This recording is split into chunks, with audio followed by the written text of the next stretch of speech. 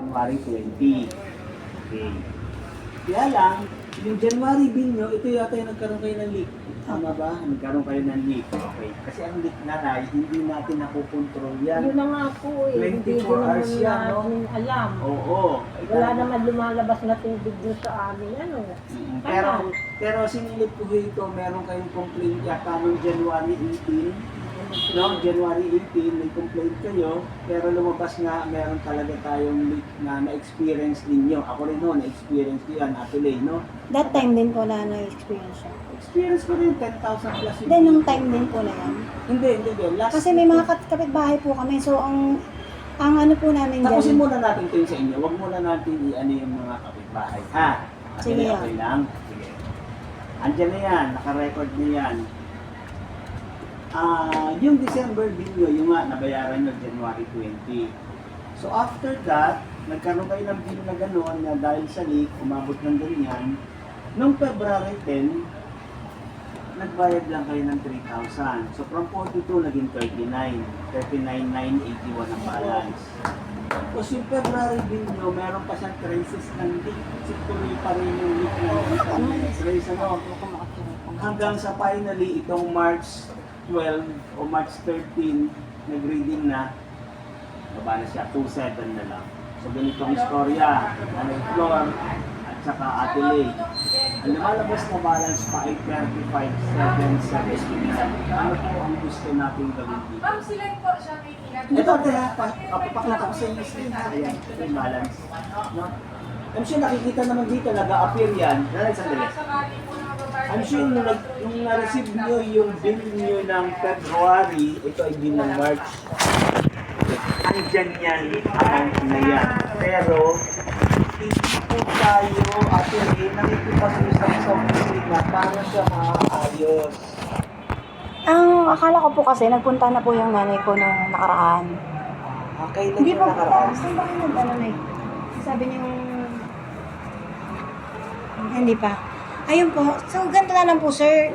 Sige. Kasi nga po, hindi naman po namin kaya mag-full. Naiintindihan po Opo. natin yun, kaya lang wala lang nakikipag-usap sa Opo, opisina. pasensya na po kayo, Okay lang, hindi ko rin sige. po kasi alam. Sige.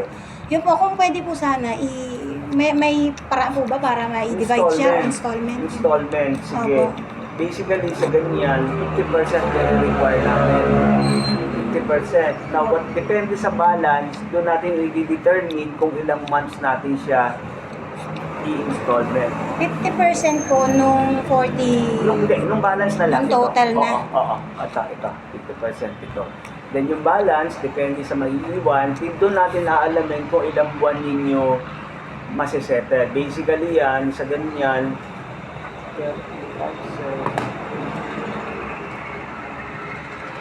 17.9. Pwede natin yung balance gawin natin ng 8 months to pay yung 17.9. 8 months. So 2.2. Hindi po naman kayang palahatin nito eh. O 10 months yung balance. Sige, 10 months yung balance. Parang 1.8 lang kada buwan ang matitira. Kailangan ang pension ko, 3.5 lang. Kasi nanay, Ate Lay, wala ho tayong magagawa nito. Mag-disconnect po ito. Actually today, Eh, magbabayad naman po. oo, kaya nga inaayos natin para maiwasan natin yon. Na mag-uusap tayo rito, magkakaroon tayo ng commitment para maiwasan po natin yung bagay na yon. Kasi nasabi ko lang kasi Ate Lay, yun nga, nandito na yan sa ganyang punto, pag-usapan natin. So, anong kaya?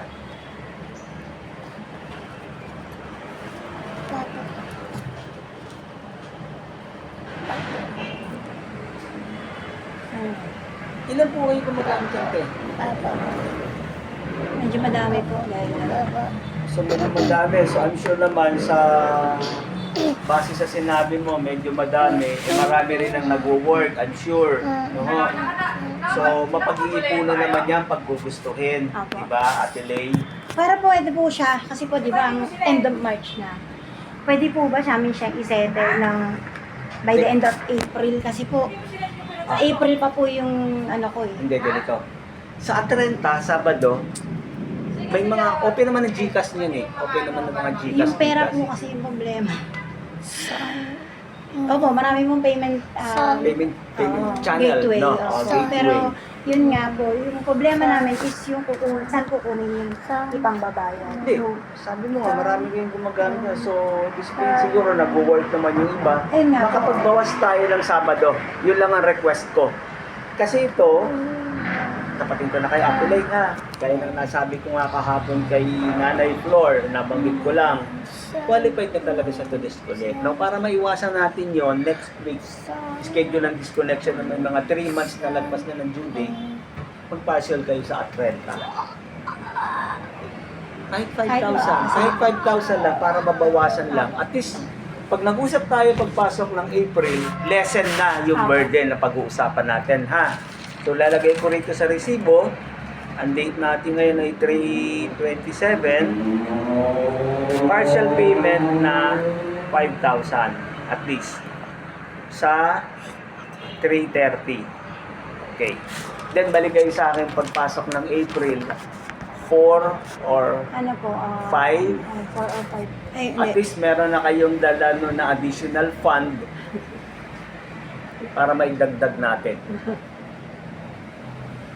Seryoso yun, nanay. Talaga. Pero po, Yung sinundan nyo nga kanina, ang account Wala niya, po ako kasi 55,000, parang hindi dalawang po account namin lang. kaya. Hindi, yun nga. Magpa-partial si Ate Lay ng 5,000 sa Atrenta para pag nakita tayo next week, April 4 or 5, konti na lang yung amount na pinag-uusapan natin. So, possible pa rin po siya ma-disconnect. Papahold ko nga eh. Kaya magbayad ka ng 5,000 sa Sabado. Worst case scenario, sir. Kung sakasakali lang, ma-disconnect. Ah. Paano po namin siya ma-reconnect? Para ma-reconnect, say nakapagbayad ka ng 5,000 ng Sabado, then na-disconnect siya next week. Although sabi ko nga sa'yo, i-hold ko yung closing dahil nag-partial ka nga at may pag-uusap tayo. In the event, hindi ka nakapag-partial, next week na putol, ganun din ang magiging term, 50% down. Dun sa total na naiiwan. Naabala ka pa. Sa total po na naiiwan. Then, yung may reconnection fee po ba? Yes, 284. Minimal lang naman pero Haba. sayang din. Sige. Babala ka pa. Diba? Yun na nga po eh. Kung sakasakali lang naman po, para at least alam din namin na. Oo, yung mga sinabi na po pwede natin parating. Pasensya na kayo, nag-message ako kanina for the follow-up. Okay, hindi which ko po na ano. normally we do pag nagtatawag kami na may mga 2 months and up na mga account, no?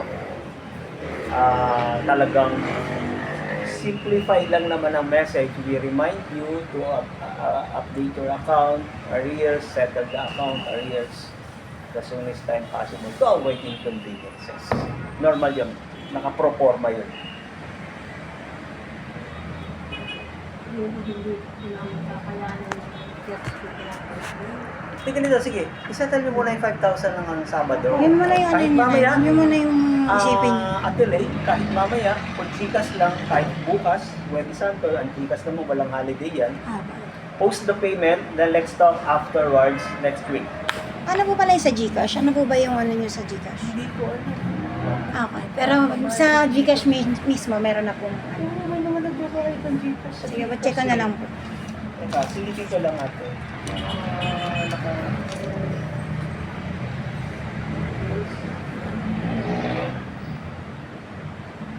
Ay, hindi ko.